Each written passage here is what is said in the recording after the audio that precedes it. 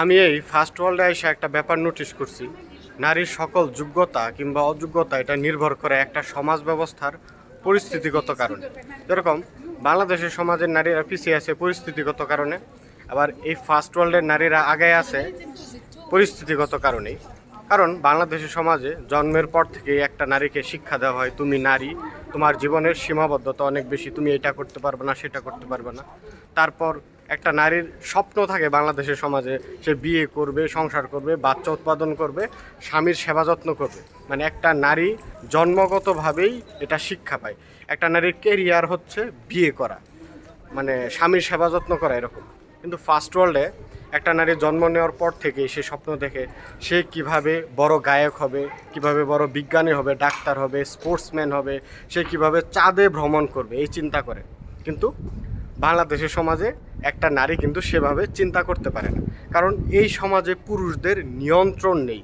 এখানে gender discrimination নেই।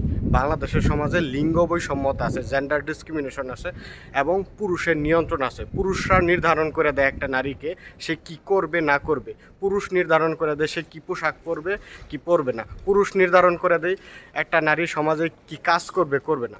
যেরকম ফার্স্ট ওয়ার্ল্ডে আমি যেটা দেখছি, এখানে কাজের কোনো শ্রেণী বিভাগ নাই। নারী পুরুষ সবাই সকল ধরনের কাজ করে, ঠিক আছে। যেরকম বাংলাদেশের সমাজে কাজের কিন্তু শ্রেণী বিভাগ আছে, জেন্ডার আছে। যেরকম পুরুষের জন্য এক কাজ, নারীর জন্য আরেক কাজ। কিন্তু আমি এখানে দেখছি নারী পুরুষ সবাই সব ধরনের কাজ করতে পারে। যেরকম একটা ব্যাপার এখানে আমি খেয়াল করছি যে বাসগুলা যে আছে, যে বিভিন্ন পাবলিক ট্রান্সপোর্ট, ওখানে নারীরা বাসের ড্রাইভার, ট্রাকের ড্রাইভার, এরোপ্লেন চালাইতেছে, সব কিছুই। এই শহরের যে পাবলিক ট্রান্সপোর্টগুলো আছে, বাসগুলো আছে, সব মহিলারা চালায়। এবং আরও অবাক করার ব্যাপার হচ্ছে যে বুড়া বুড়া মানে 60 বছরের মহিলারাও বাস চালাইতেছে। এখন আমার প্রশ্ন হচ্ছে, বাংলাদেশের সমাজে কি কখনো সম্ভব একটা নারী বাস চালাইবে?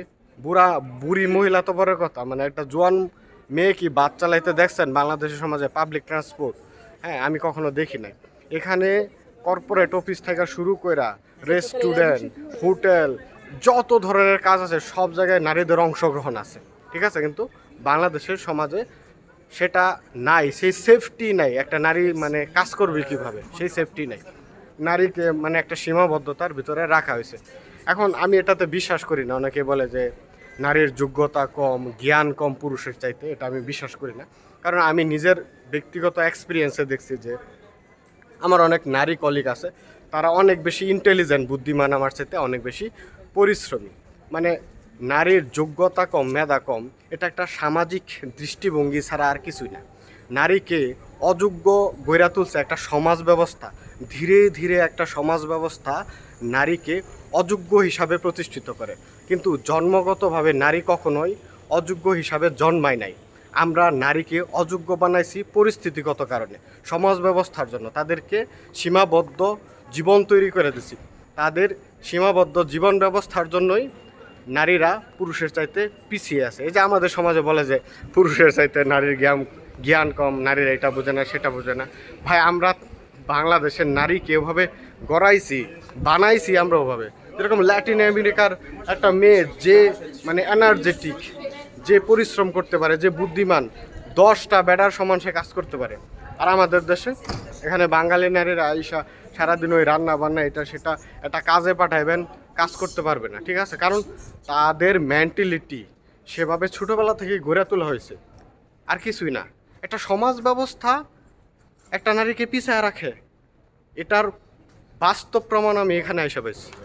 তো আপনারা কি মনে করেন, এই ফার্স্ট ওয়ার্ল্ডের সমাজ ভাবতেছে একটা নারী কিভাবে চাঁদে যাবে, আর আমাদের সমাজ ভাবতেছে একটা নারী কি পোশাক পরবে এটা নিয়ে?